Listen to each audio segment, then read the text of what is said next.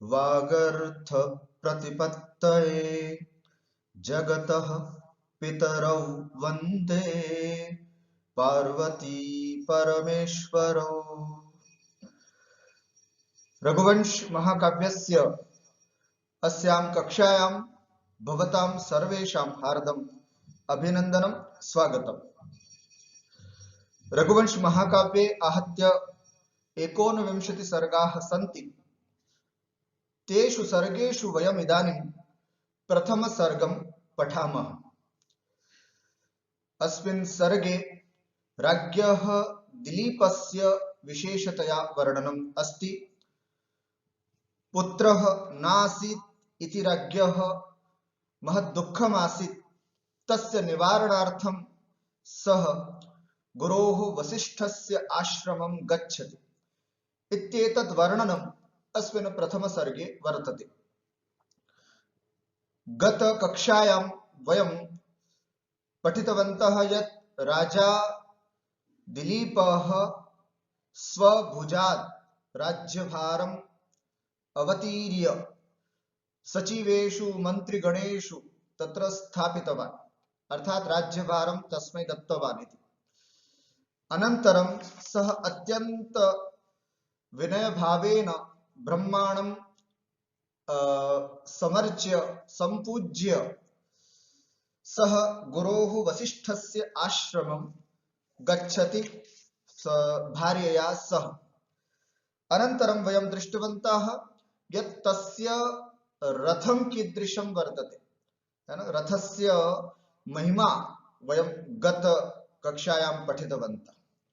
अस्तु, अद्यापि इदानीं गमनस्यैव वर्णनं चलति। अतः अस्य पाठस्यापि नाम भवन्तः यथा अत्र पश्यन्ति, सुदक्षिणा दिलीपयोः आश्रमगमनम्। रानी सुदक्षिणा और दिलीप का आश्रम में जाना, इसी का वर्णन अभी चल रहा है। श्लोक संख्या 37, 38 और 39, इस तरह से 3 श्लोकों को हम यहाँ आज पढ़ने जा रहे हैं। तर्हि आगच्छामः। सर्वप्रथमं श्लोक संख्या 37 पठामः।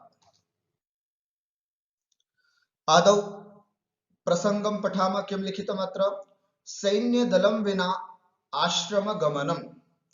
राजा दिलीप अपने साथ सैन्य दल को नहीं ले जाते हैं, इस बात का वर्णन यहाँ पर किया गया है। क्यों नहीं ले जाते हैं, क्या कारण है, फिर उनके साथ और कौन जा रहा है, इत्यादि सब वर्णन हम इस पद्य में विस्तार से पढ़ेंगे।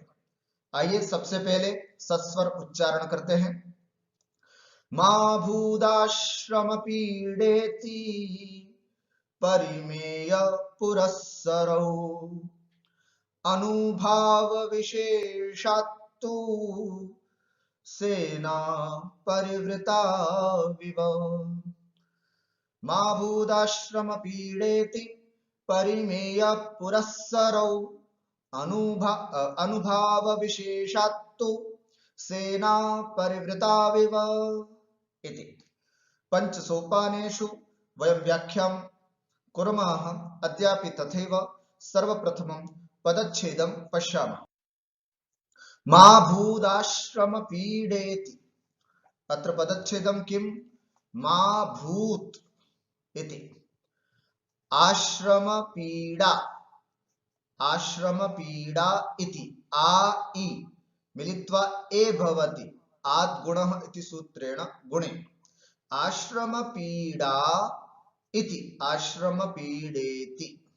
अत्रापि तकारस्य दकारः अभवत् जष्ट्व संधिः जलां दिशन्ते।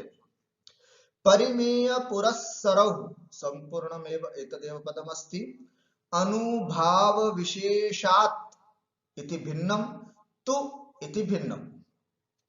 सेना परिवृता विव, अत्र संधि विच्छेदं कुर्मः वयं।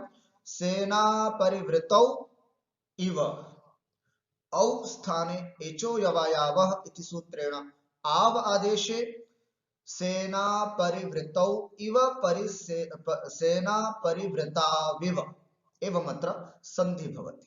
वयं पदच्छेदं कृतवन्तः सेना परिवृतौ इव इति। मा इति अव्यय पदम अस्ति, निषेधार्थक नहीं इति, है ना। जब भी किसी को ना करना हो, मना करना हो, तो ये एक शब्द है माँ, वो वाली माँ नहीं लेना यहाँ पर, जो अपने यहाँ पर होती है माँ भूत, अर्थात नहीं, माँ माने नहीं, निषेधार्थक है। पुनः मांगी लुंग, ये एक आशीर्वाद अर्थ में लुंग प्रत्यय, लुंग लकार होता है ना। आशीर्वाद अर्थ में भी लुंग लकार होता है। तो यहाँ लुंग लकार हुआ भूत, किंतु लुंगा लंगल रिंगक छोड़ दाते सूत्र से अट आगम भी सब जगह होता है, किंतु यहाँ नहीं हुआ। उसका निषेध करने वाला एक सूत्र है, वो है न मांग योगे, मांग के योग में अर्थात माँ के योग में अट आगम नहीं होता है, तो अभूत की जगह केवल भूत ऐसा ही लिखा है ना। माँ इति अव्यय पदम, भूत इति लंग लकारस्य प्रथम पुरुषस्य एक वचन, वैसे तो अभूत होता है, किंतु अत्र मांग न मांग योगे इति सूत्रेण अकारस्य लोपः भवति अथवा निषेधः भवति, अडागमस्य निषेधः भवति, तर्हि भूत इत्येव, इतना ही रहा इस पे। फिर उसके बाद अभी हम पदच्छेदी देख रहे हैं। आश्रम पीड़ा प्रथमा एक वचनम इति अव्यय पदम, परिमेय पुरस्सरौ प्रथमा द्विवचनम, अनुभाव विशेषात् पंचमी एक वचनम, तु इति अव्यय पदम, सेना परिवृतौ इति प्रथमा द्विवचनम, इव इति अव्यय पदम। एवं अत्र वयं पदच्छेदं दृष्टवन्तः, अधुना अन्वयं पश्यामः। क्या अर्थ है, किस तरह से गमन होता है राजा दिलीप का अपने सुदक्षिणा नामक पत्नी के साथ, यह देखिएगा। आश्रम पीड़ा मां भूत इति, आश्रम पीड़ा अर्थात आश्रम में किसी भी प्रकार की कोई पीड़ा मां भूत अर्थात नहीं होवे, न हो, ऐसी आश्रम पीड़ा मां भूत। क्योंकि कहां जा रहे थे राजा दिलीप और सुदक्षिणा, गुरु वशिष्ठ के आश्रम में जा रहे थे, वहां किसी भी तरह की कोई पीड़ा समस्या न हो इति, इसलिए परिमेय पुरस्सरौ, परिमेय अर्थात कुछ ही लोगों को, अपने अनुचरों को साथ में लेकर के जाने वाले वे दोनों थे। परिमेय पुरस्सरौ होने को तो राजा की अपनी चतुरंगिणी सेना होती है, जिसमें पैदल सैनिक, रथ, घोड़े, हाथी, ऐसे सब सेना लेकर के जहां कहीं पे भी राजा जाते हैं, अपने संपूर्ण चतुरंगिणी सेना या संपूर्ण बल के साथ निकलते हैं। उसका कारण भी है क्योंकि यह राजा का वैभव होता है, उस वैभव को दिखाने के लिए, वह राजा या अपने वैभव को बताने के लिए राजा इस सब परिकर के साथ चलता है। या कई शत्रु पक्ष अचानक अकेला देख करके राजा पर आक्रमण न करते, इसलिए भी राजा अपने परिकर के साथ चलता है। लेकिन जब किसी धार्मिक कार्यों पर जाना होता है ना, तो कभी कोई पूरी सेना लेकर के नहीं जाता। ये बात हमको इससे सीखना है। अर्थात यहाँ राजा परिमेय पुरस्सरौ मतलब कुछ ही लोगों को अपने साथ, 4-5 सेवकों को, बस इतने, पूरी सेना को लेकर के नहीं, 4-5 सेवकों को, दासी दास को लेकर के वह आश्रम की ओर जा रहे थे। तो महाकवि कालिदास उनकी इस वैशिष्ट्य को ही बताने के लिए कह रहे हैं, आश्रम पीड़ा मां भूत, आश्रम में किसी भी तरह की पीड़ा ना हो। इतनी सारी सेना जाएगी तो इनके गड़गड़ गड़गड़ की आवाज से बेचारे वहां में रहने वाले जीव जंतु जो हैं वो परेशान हो जाएंगे।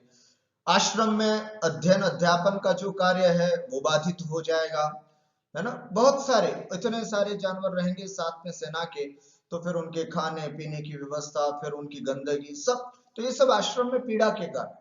इसलिए किसी भी तरह की आश्रम में पीड़ा न हो इति, इसलिए परिमेय पुरस्सरौ अपने साथ बहुत कम लोग, कुछ सेवकों को लेकर करके राजा दिलीप और रानी सुदक्षिणा जा रहे थे।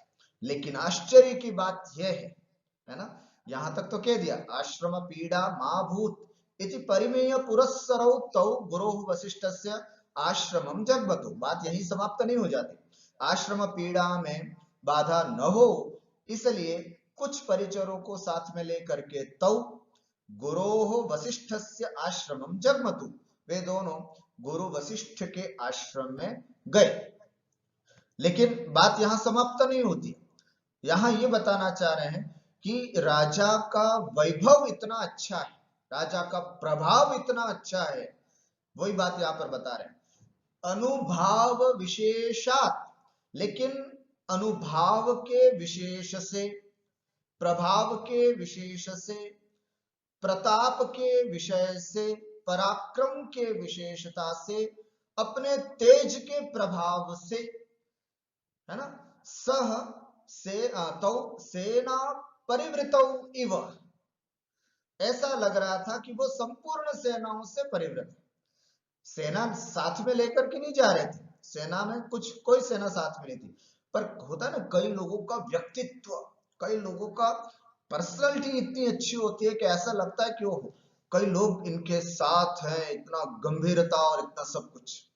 तो राजा यद्यपि कोई सेना उनके साथ नहीं थी, लेकिन उनके व्यक्तित्व से ऐसा लग रहा था मानो, अत्र उत्प्रेक्षा अलंकार अस्ति, ऐसा लग रहा था मानो सेना परिवृतौ तौ, अर्थात संपूर्ण सेनाओं से परिवृत हैं, अर्थात इनके चारों तरफ सेना चल रही है, ऐसा मानो लग रहा था। किस कारण से, अत्र हेतु किम, है ना, किस कारण से, काव्यलिंग अलंकार, अत्र किस कारण से सेना परिवृतौ इव, सेना से ढके हुए हैं, सेना से आवृत हैं, ऐसा किस कारण से लग रहा था?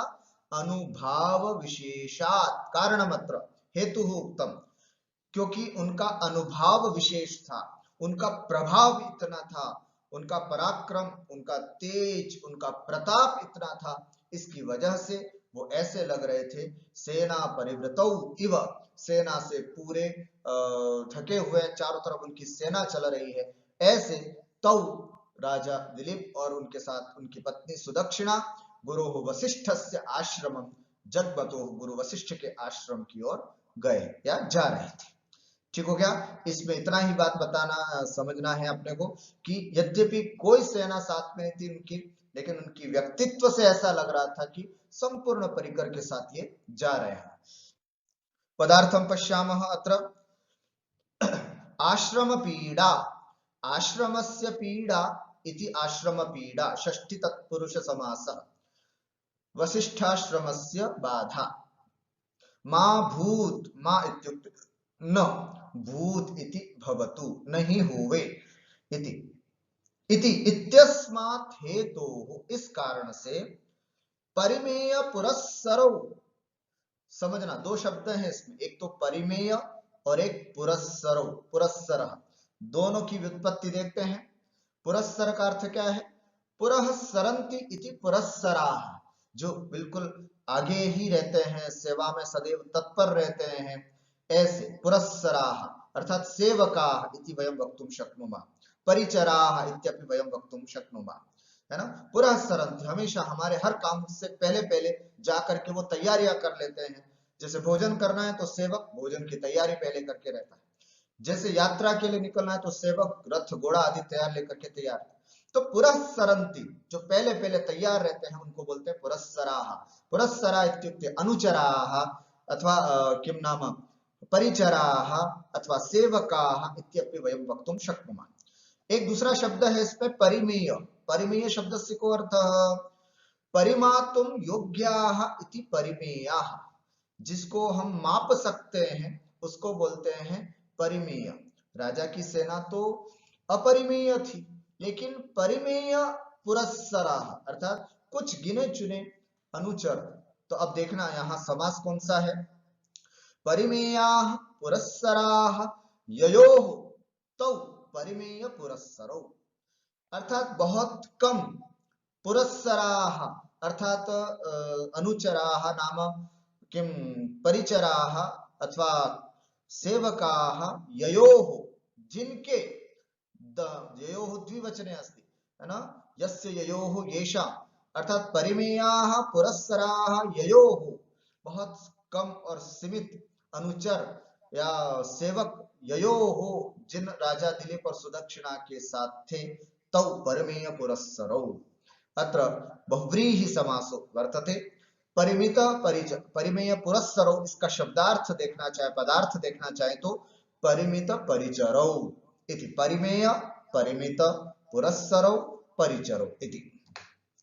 अनुभाव विशेषात् पूर्वम अनुभावः किम? अनुगतः भावः अनुभावः, जो भाव साथ में ही चलता है, हमेशा जिसके अंदर मौजूद रहता है, उसको बोलते हैं अनुभाव। अनुभावस्य विशेषः इति अनुभाव विशेषः।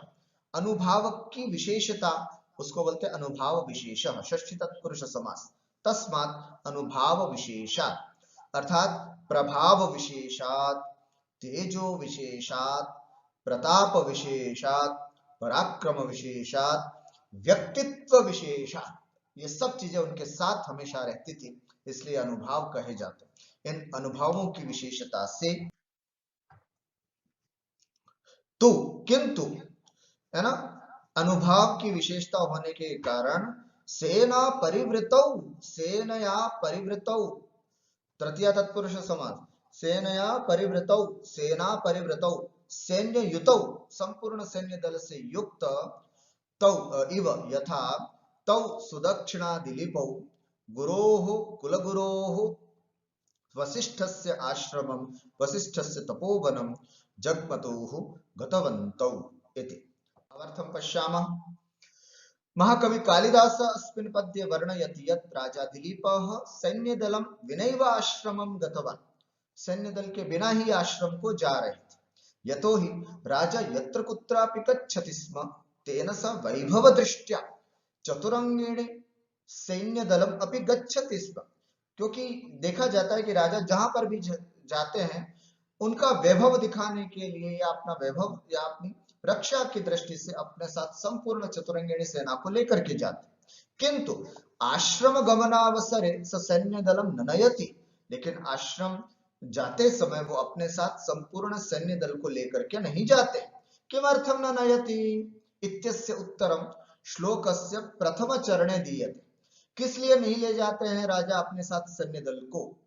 तो मा भूदाश्रम पीड़ा इति, ये प्रथम चरण। इस प्रथम चरण में इन्होंने उत्तर दे दिया कि आश्रम पीड़ा मा भूत, आश्रम में किसी भी तरह की पीड़ा न होवे, इसलिए सेनया सह गमने वसिष्ठाश्रम से पीड़ा भविष्यति, सेना के साथ जाने में वसिष्ठाश्रम में के लिए पीड़ा हो जाएगी। तेषां दैनिक कार्यक्रम में बाधा भविष्यति, जप तप अध्ययन अध्यापन ध्यानादि कार्येषु व्यवधानं भविष्यति। अतः परिमित परिचरान् त्रिचतुः सेवकान् एव नीत्वा स गच्छति, इसलिए वे कुछ ही परिमित परिचरों को, 3-4 सेवकों को ही अपने साथ लेकर के गच्छति, राजा दिलीप अपनी पत्नी के साथ जाते हैं। किंतु राजा दिलीप परिमित परिचरः अपि, यद्यपि उसके बाद परिमित परिचर थे, बहुत कम नौकर चाकर थे, लेकिन फिर भी स्वप्रभावात् तेजो विशेषात् प्रताप कांत्या तथा प्रतिभाति, ऐसा लग रहा था मानो यथा सह सकल सैन्य परिवृतः अस्ति, ऐसा लग रहा था मानो संपूर्ण सेना के साथ चल रहे हो। यद्यपि थे नहीं, लेकिन उनका प्रभाव ऐसा था कि ऐसा लग रहा था मानो कि वे अपने संपूर्ण सैन्य दल के साथ चल रहे हो। इति भावः अत्र विशेषे पश्यामः। अत्र अनुष्टुप् छन्दः अस्ति, अलंकारः अत्र यथा उक्तवान् काव्यलिंगः अलंकार अस्ति, है ना। काव्यलिंग किमर्थम अत्र, किस लिए वो परिमित सेना को लेकर के चल रहे थे? तो अत्र कारणं दर्शितम्, आश्रम पीड़ा न स्यात् एतदर्थ। पुनः जब नहीं थी सेना तो भी वो सेना से परिवृत थे, ये किस कारण से?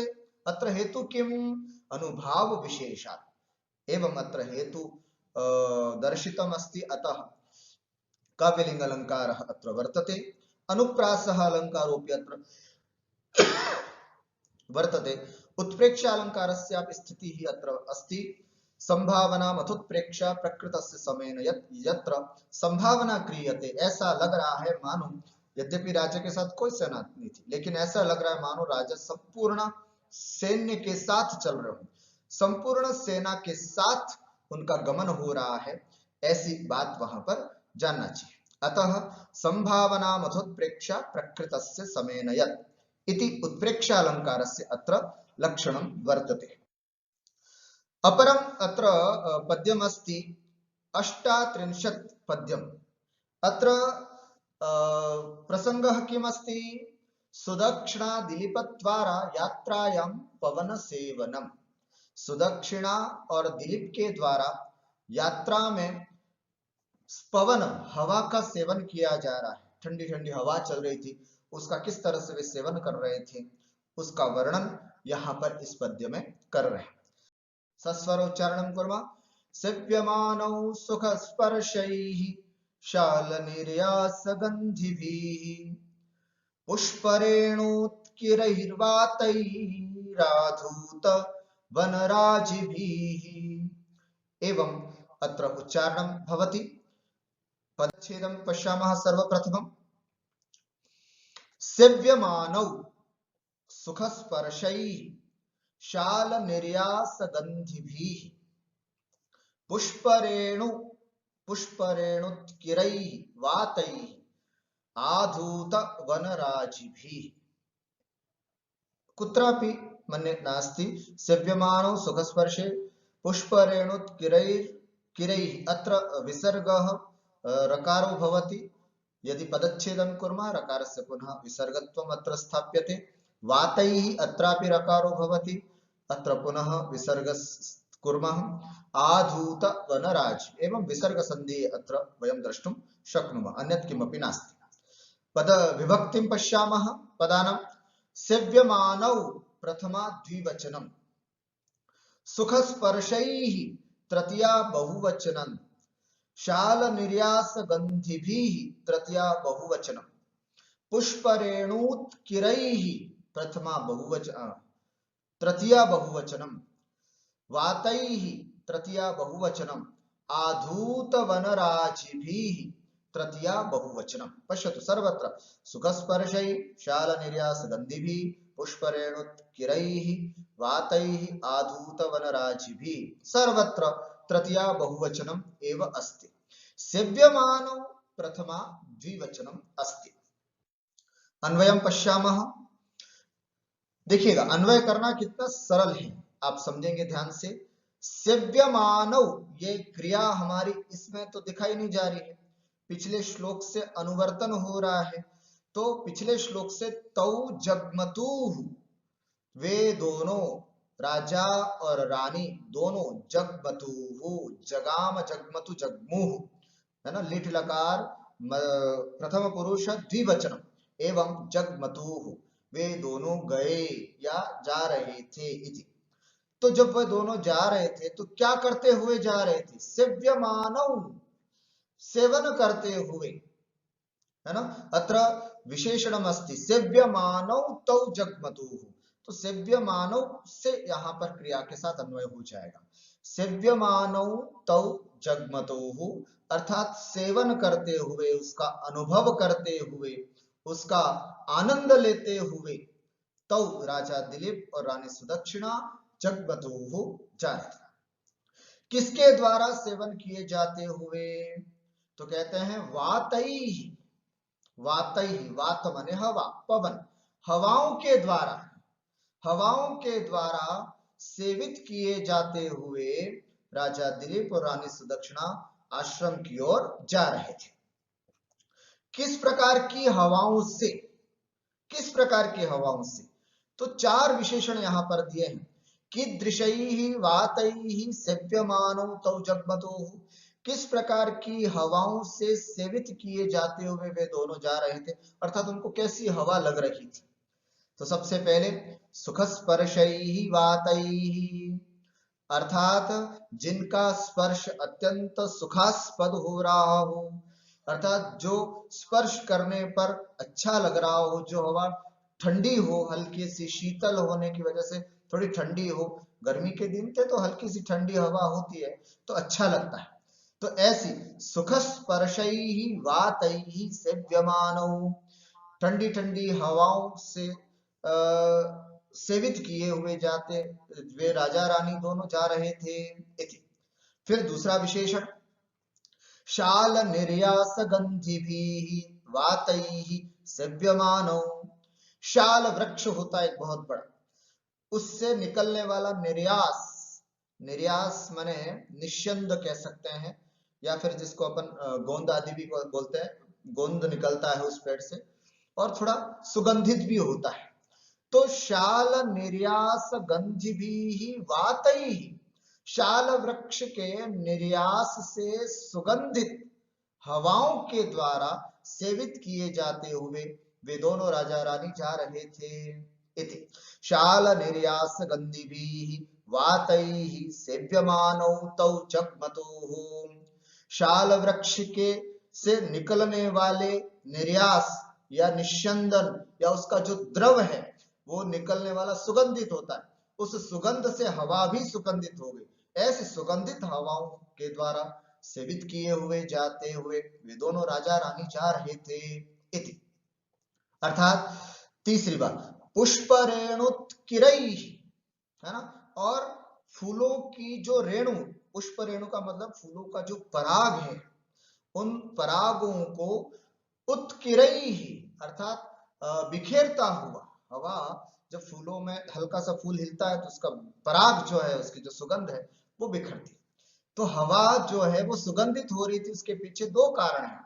एक तो शाल निर्यास गंधिभिः वातैः, उससे सुगंधित हो रही थी, और कई तरह के फूल लगे हुए थे रास्ते में, तो उनकी पराग को भी जो बिखेर रहा था, ऐसी वह हवा, उन हवाओं के द्वारा सेव्यमानो, सेवित किए हुए जाते, तो जगमतो, वे राजा और रानी जा रहे थे।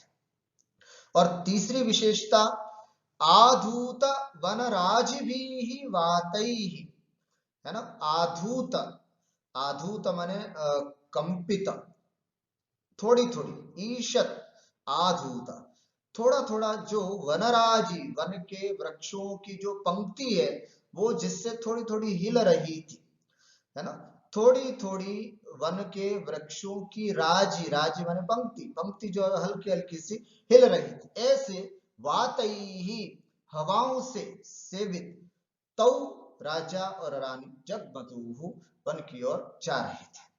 बहुत सुंदर बात बताई है यहाँ पर, अगर आप समझे तो। क्या कह रहे हैं कि हवा की विशेष, कोई भी अच्छी हवा, उसकी क्या विशेषता होती, तीन विशेषताएं होती है। अच्छी हवा, जब कहते हैं ना कि अच्छी हवा चल रही है, अच्छी हवा का मतलब ही तीन है, उनमें तीन विशेषताएं होती है। एक तो हवा शीतल हो, ठंडी हो, अभी सर्दी के दिनों की बात नहीं कर रहा हूं, गर्मियों की बात, शीतल हो, हल्की सी ठंडी ठंडी हवा हो तो अच्छी लगती है, सुगंधित हवा हो तो अच्छी लगती है, और मंद मंद चले तो हवा अच्छी लगती है। इन तीनों विशेषणों को महाकवि कालिदास ने यहाँ पर उकेरा है। सुख स्पर्श से ये बता रहे हैं कि ये ठंडी हवाएं थी। शाल निर्यास गंधिभिः पुष्प रेणुत्किरैः, इन दो विशेषणों से यहाँ ये बताने की कोशिश कर रहे हैं कि हवा सुगंधित थी। और आधूत वनराज भी, थोड़ा थोड़ा वन में उगे हुए वृक्षों को पंक्ति जो उससे हिल रही थी, आधूत माने थोड़ी थोड़ी हिल रही थी, तो इससे ये चल रहा है कि मंद मंद चलने वाली हवा थी। ऐसी हवाओं का सेवन करते हुए या ऐसी हवाओं से सेवित किए हुए जाते, तौ जगमतौ, वे राजा दिलीप और रानी सुदक्षिणा जा रहे थे। स्पष्टम। इदानीं पदार्थं पश्यन्तु, अत्र समासः किमस्ति, व्युत्पत्तिं कथं भवति, तस्य पदार्थः किमस्ति इति इत्यपि भवद्भिः द्रष्टव्यम्। सुखस्पर्शैः, सुखः स्पर्शः येषां ते सुखस्पर्शाः, बहुव्रीहि समास। सुख है स्पर्श जिसका, अर्थात सुखास्पद है जिनका स्पर्श, हवा जब ठंडी हवा लगती है तो बड़ा अच्छा लगता है, तो ये शांते सुखस्पर्शाः, तैः सुखस्पर्शैः, अत्र बहुव्रीहि समासः अस्ति, सुखस्पर्शैः। शीतलत्वात् प्रियस्पर्शैः, अर्थात शीतल होने की वजह से, जिसका स्पर्श अत्यंत प्रिय था, ऐसे प्रिय सुखस्पर्शैः वातैः। शाल निर्यास गंधिभिः, पश्यन्तु अत्र किम अत्र समासः अस्ति, शालानां निर्यासः इति शाल निर्यासः, षष्ठी तत्पुरुष समासः। शाल निर्यासस्य गन्धः विद्यते येषां ते शाल निर्यास गंधः, उस शाल निर्यास की गंध जिनके है उसको बोलते हैं शाल निर्यास गंधः। बहुव्रीहि समास। तैः शाल निर्यास गंधैः, क्या मतलब, इसका पदार्थ क्या हुआ? पदार्थ शाल वृक्ष का ही दूसरा नाम है सर्जतरु। क्या बोलते हैं? सर्जतरु। तो शाल सर्जतरु, निर्यास निश्यंद, गंधिभिः गंधवद्भिः। सर्जतरु निश्यंद गंधवद्भिः अर्थात शाल वृक्ष के निकलने वाले द्रव से सुगंधित वातैः, वातै का विशेषण है ना, इसलिए। फिर पुष्परेणुत्करैः, इसमें भी देखें पुष्परेणु और उत्कर दो शब्द हैं, कैसे उनकी सिद्धि यहां पर होती है। पुष्पाणाम, है ना, पुष्पाणाम रेणवः इति पुष्परेणवः, अर्थात फूलों की जो रेणु अर्थात धूलि अर्थात पराग, फूलों का जो पराग होता है उसको बोलते हैं पुष्परेणवः। उत्किरंती इति उत्किराः, उत्किरंती अर्थात बिखेर रहे हैं, निकल रही है इत्यादि, उत्किरंती। पुष्परेणूनाम उत्किराः इति पुष्परेणुत्किराः, अर्थात फूलों के पराग जो हैं, फूलों के पराग कण जहां पर उड़ रहे थे या जो उड़ा रही थी, तैः पुष्परेणुत्करैः अर्थात फूलों के पराग को उड़ाने वाली, कुसुम पराग विक्षिपैः अर्थात कुसुम के पराग, पुष्प के पराग को उड़ाती हुई, आधूत वनराजिभिः, वनानां राजयः, वनराजयः षष्ठी तत्पुरुष समासः। आधूताः वनराजयः यैः ते आधूत वनराजयः, बहुव्रीहि समास। तैः आधूत वनराजिभिः, अर्थ क्या हो गया? मान्द्यात् ईशत कंपित वन पंक्तिभिः, मान्द्यात् अर्थात मंद मंद मंदता होने से, हवाओं में मंदता होने से, ईशत कंपित थोड़ी थोड़ी कंपित हो रही थी, हिल रही थी, क्या? वन पंक्ति भी, वन की वृक्षों की पंक्तियां, ऐसे अर्थात मंद मंद हवा चल रही थी जिससे कि वे थोड़े थोड़े पत्ते हिल रहे थे। वातैः ऐसे पवनैः, सेव्यमानौ परिचर्यमाणौ, तौ सुदक्षिणा दिलीपौ जगमतोः गतवन्तौ इति।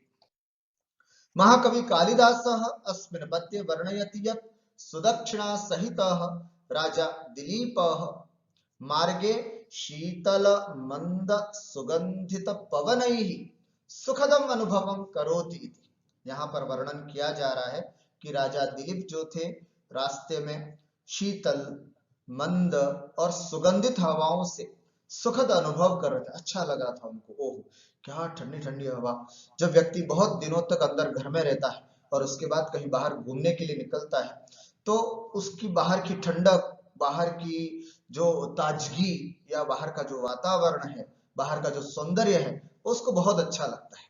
वो स्थिति यहाँ पर राजा को लग रही थी।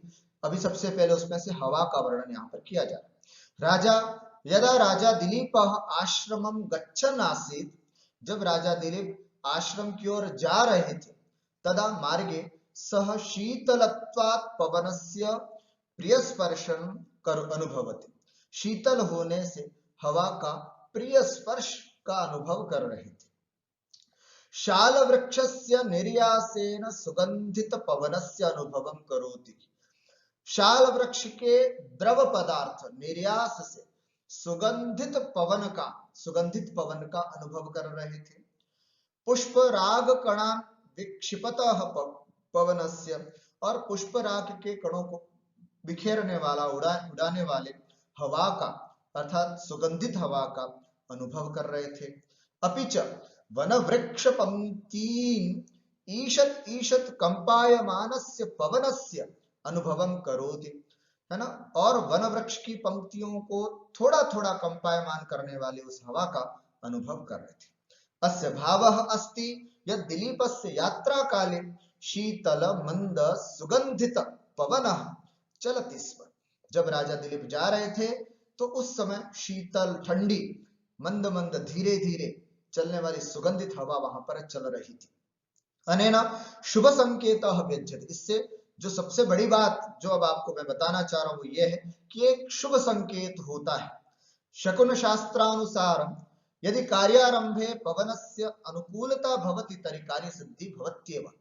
कहा जाता है शकुन शास्त्र के हिसाब से जब भी आप किसी कार्य को प्रारंभ करते हैं उस समय जो शुभ अशुभ शकुन होते हैं उससे आपकी कार्य सिद्धि असिद्धि का पता चल जाता है। शकुन शुभ होते हैं तो कार्य सिद्धि होने का भाव होता है। पवन किस तरह से अपना शुभाशुभ शकुन देती है, तो कहते हैं जब कोई कार्य प्रारंभ करते हो और उस समय ठंडी सुगंधित और मंद मंद हवा चलती हो तो ये कार्य के लिए सिद्धि का सूचक होता है। यहाँ पर दोनों पुत्र प्राप्ति की कामना से उपाय करने के लिए या उपाय पूछने के लिए गुरु वशिष्ठ के पास जा रहे थे और इससे ये शुभ संकेत मिल रहा है कि शकुन तो अच्छा हो रहा है, ठंडी ठंडी हवा चल रही है तो शकुन हमारा अच्छा हो रहा है, अब जरूर हमारे कार्य की सिद्धि होगी। ये व्यंग्य से हम यहाँ पर पता करते हैं। अतः पश्यतु अत्र शकुन शास्त्रानुसारं यदि कार्यारंभे पवनस्य अनुकूलता भवति तर्हि कार्य सिद्धि भवत्येव, कार्य सिद्धि होती है। अतः अत्रापि द्वयोः पुत्र प्राप्ति रूपा कार्य सिद्धि भविष्यत्येव इति द्योतते। यहाँ पे भी पुत्र प्राप्ति रूप कार्य सिद्धि होगी ही, ये बात यहाँ व्यंग्य से निकलती है जिसको अपने जाना। अनुष्टुप छंदः अनुप्रासः अलंकारो अत्र वर्तते। पुनः परिकर अलंकारः यतो ही उक्तेर विशेषणैः साभिप्रायै परिकरो मतः। जितने भी विशेषण बताए हैं वे सब साभिप्राय बताए हैं।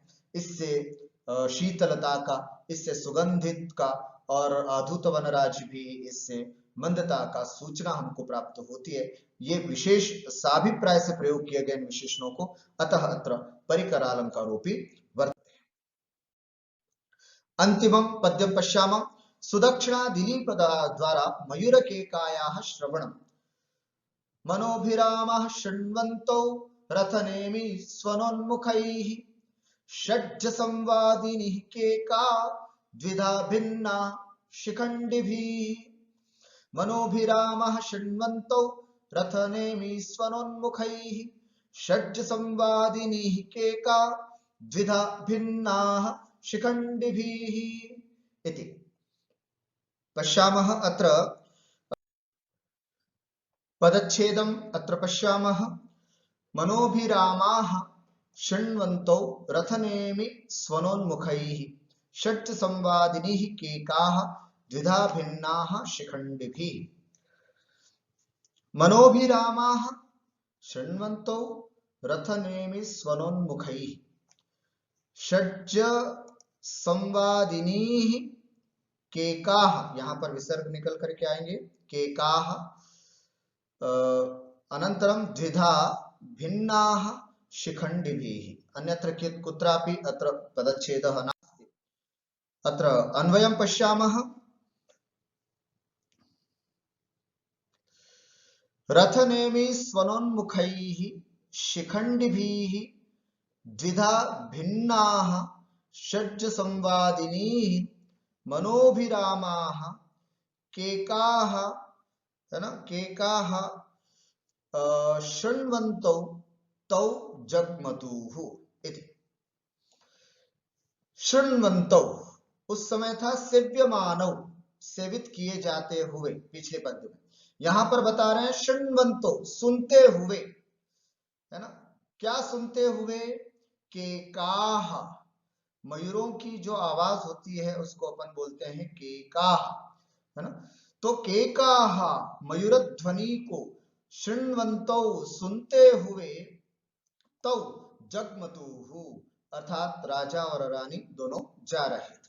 केकाः शृण्वन्तौ तौ जग्मतुः, मयूर की ध्वनि को सुनते हुए, तो है ना, शृण्वन्तौ तौ जग्मतुः वे दोनों राजा और रानी जा रहे थे आश्रम को इति।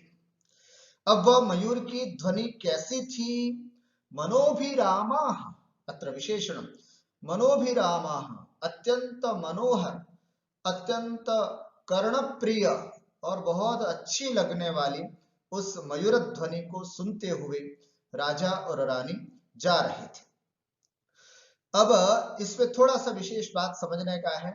रथ नेमि स्वनोन्मुखै, रथ के नेमि, नेमि माने चक्र, रथ का पहिया, रथ नेमि अर्थात रथ के पहिए के से आने वाली स्वन माने आवाज से उन्मुख हो गए, ऐसे शिखंडी भी।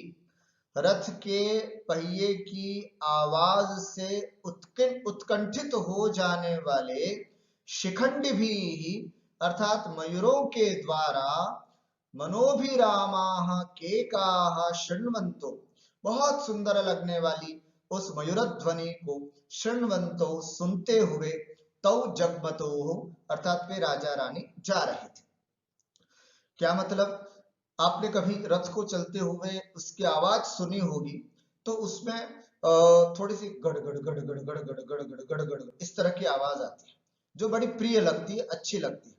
तो ये आवाज ऐसी लग रही थी, इस आवाज से ऐसा लग रहा था मानो यहाँ पर किसकी कल्पना कर रहे हैं, ऐसा लग रहा था मानो कि कोई बादलों की आवाज आ रही हो, है ना, बादल गड़ गड़ गड़ गड़ गड़ ऐसे कर रहे। और आपको पता है बादलों की आवाज को सुन करके मयूर प्रसन्न हो जाते हैं, क्योंकि बारिश में मयूर नाचते हैं, मयूर नृत्य करते हैं, इस कारण से। तो इसलिए उत्कंठित हो गए। रथ की आवाज किससे थी, रथ की, तो रथ की आवाज में उन्होंने क्या लगा, ऐसा लग रहा मानो मेघों की आवाज हो, ऐसी कल्पना करके शिखंडी भी मयूरों के द्वारा मनोभिरामाः केका, मनो उनके द्वारा किया जाने वाला बड़ा मनोरम मयूर ध्वनि जो है उसको शृण्वन्तो सुनते सुनते तो जगमतो, वे राजा रानी जा रहे थे। अब एक विशेषता और है केकाह की। कैसी है केकाह अर्थात मयूर ध्वनि कैसी थी, द्विधा भिन्नाः षड्ज संवादिनी, है ना, द्विधा भिन्नाः अर्थात दो प्रकार से विभाजित, शुद्ध और विकृत, दो तरह से विभाजित, षड्ज संवादिनी, है ना, षड्ज के समान। आप सबको पता होगा संगीत शास्त्र में 7 स्वर होते हैं। कौन कौन से, षड्ज, षड्ज से स, रे से ऋषभ, ग से गंधर्व, सा रे ग, उसके बाद म मध्यमा, प पंचम, ध धैवत और नि निषा, सा रे ग म प ध नि सा इति। तो ये 7 स्वर होते हैं कुल, सा रे ग म प ध नि, इस तरह से सा कुल 7 स्वर होते हैं, जिसमें 5 और कोमल आदि स्वरों को या विकृत, 7 शुद्ध स्वर होते हैं और 5 जो है वो विकृत स्वर होते हैं। कुल साहित्य संगीत शास्त्र में 12 स्वर होते हैं। तो उसमें अभी हम चर्चा कर रहे हैं षड्ज स, है ना, स की। अब वो स जो है वो द्विधा भिन्न, स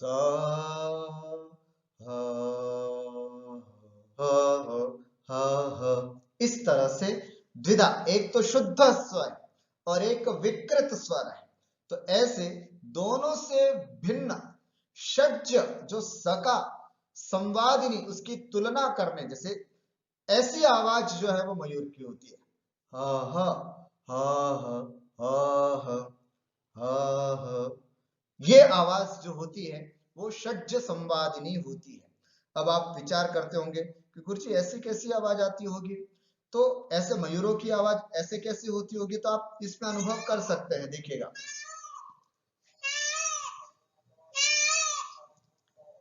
है ना, हाँ, है ना, इस तरह से आवाज आती है। एक बार फिर से सुनिएगा, मयूरों की आवाज कैसे आती है, ये मयूर केका है, इसको अपन बोलते हैं मयूर केका।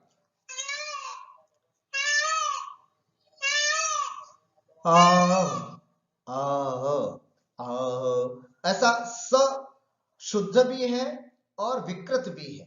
ऐसे द्विधा भिन्ना षड्ज संवादिनी, शुद्ध और विकृत दोनों से विभाजित जैसे षड्ज स का स्वर होता है, वैसे ही मनोभिरामा केकाः शृण्वन्तो, मन को अच्छी लगने वाली मयूर ध्वनि को सुनते हुए दोनों राजा रानी जा रहे।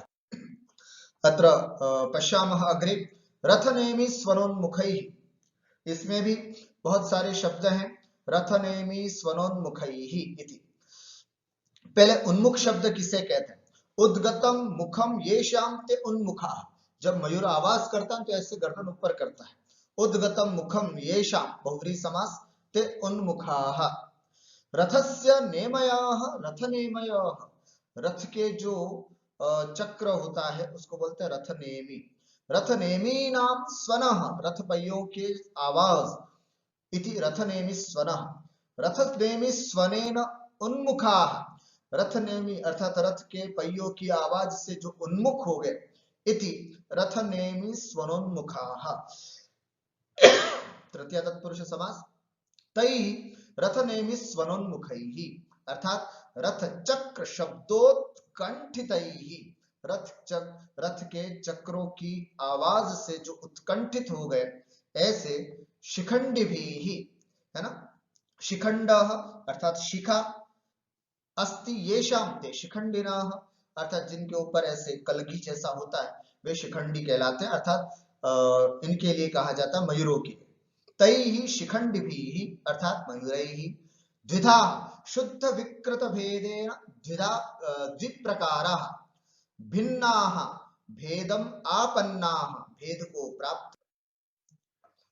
षड्ज संवादिनी, अब इसको अर्थ समझे अच्छे से।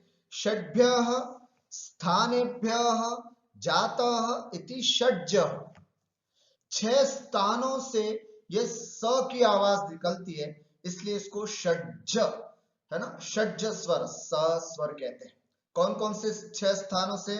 तो कहते हैं नासिका, कंठ, उर, तालु, जिह्वा और दांत, इन 6 स्थानों से ये षड्ज का स ये निकलता है, इसलिए इसको षड्भ्यः स्थानेभ्यः जातः इति षड्ज, 6 स्थानों से उत्पन्न होती है ध्वनि, इसलिए इस स्वर को षड्ज स्वर कहते हैं।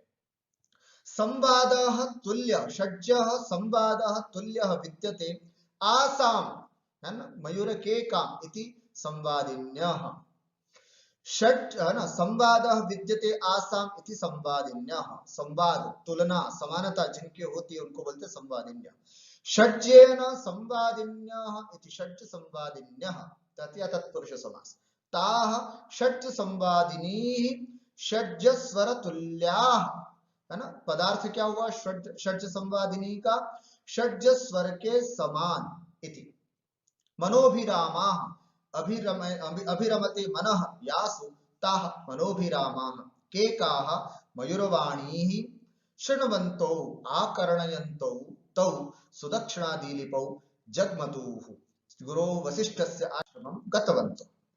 महाकवि कालिदास अस्मिन् पद्ये सुदक्षिणादिलीप द्वारा मयूर केकायाः मधुर श्रवणं कृतम्, मयूर केका का मधुर श्रवण इन्होंने किया इति वर्णितम्। रथम आरुह्य भार्यया सह यदा दिलीपः आश्रमं गच्छन् आसीत्, तदा रथचक्रस्य शब्दं श्रुत्वा, है ना, मयूराः मेघस्य अयं शब्दः, अरे ये तो मेघों की, बादलों की आवाज है, इति आशंकां कुर्वन्ति, ऐसी आशंका करते। अपि च सम्प्रति वृष्टिः भविष्यति इति विचार्य आकाशं प्रति अवलोकयन्त उत्कण्ठिताः भवन्ति, प्रसन्नाः भवन्ति। पुनश्च प्रसन्नमयूराः नृत्यं कुर्वन्ति, उच्चैश्च मधुरं केकाध्वनिं कुर्वन्ति, है ना, बादलों की आवाज है, ऐसा विचार करके आकाश की तरफ देख करके जोर जोर से अपने मधुर शब्दों को करते हैं, प्रसन्न होते हैं, नृत्य करते हैं इति। पुनश्च प्रसन्न मयूराः नृत्यं कुर्वन्ति उच्चैः मधुरं केकाध्वनिं कुर्वन्ति। शुद्ध विकृत षड्ज स्वर तुल्याः, शुद्ध विकृत षड्ज स्वर के समान मनोभिरामाः, मन को अत्यंत प्रिय लगने वाले मयूर केकाः, मयूर की जो वाणी है वह वाणी को शृण्वन्तौ सुनते हुए तौ सुदक्षिणा दिलीपौ आश्रमम गतवन्तौ, वे सुदक्षिणा दिलीप दोनों आश्रम की ओर जा रहे थे। यह भी एक शकुन शास्त्र की दृष्टि से शुभ संकेत थे। जब आप घर से बाहर निकलो और पक्षियों की मधुर कलरव सुनाई दे, आपको कोई बहुत खुशी से पक्षी बोल रहे हो, तो ये भी शुभ शकुन होता है। और यहाँ ये भी शकुन शास्त्र की दृष्टि से हर इंद्रिय की विशेषता बता रहे हैं, है ना। इस इंद्रिय से, त्वक इंद्रिय से अनुभव किया जाने वाला हवा, इसको शकुन शास्त्र से बताया कि ऐसी मंद सुगंधित और शीतल हवा। अब यहाँ कानों से सुनाई देने वाली मधुर ध्वनि, ये भी शुभ संकेत दे रही थी। इस बात को हमने इस पद्य के माध्यम से समझा। अत्रापि अनुष्टुप छंदः अस्ति, उपमा अलंकारः अत्र वर्तते, साधर्म्यम उपमा भेदे इति। पुनः परिकरालंकारो उक्तर विशेषण साभिप्राये परिकरो मतः, क्योंकि यहाँ जितने भी विशेषण दिए गए हैं मयूर के, वो भी सार्थक है। शृण्वन्तौ के जो विशेषण है वो भी सार्थक है, इसलिए यहाँ पर परिकर अलंकार है। अनुप्रास अलंकार यहाँ पर जानना ही चाहिए, और उपमा व्यंग्य भी यहाँ होता है, इस बात को भी अपन समझ सकते हैं। अस्तु अद्य एतावदेव। आज हमने 3 श्लोकों के माध्यम से राजा की यात्रा का वर्णन विस्तार से सुना और पढ़ा। आगे की कक्षाओं में और राजा की यात्रा का वर्णन देखेंगे और किस तरह से वे आश्रम पहुंचते, वे सब बातें और विस्तार से जानते और समझते। तब तक के लिए आप स्वाध्याय करें, अच्छा मन लगा करके पढ़ें। इसी मंगलमय भावना के साथ हम यहीं पर अपनी बात को विराम करते हैं। नमस्कारः सर्वेभ्यो, नमो नमः।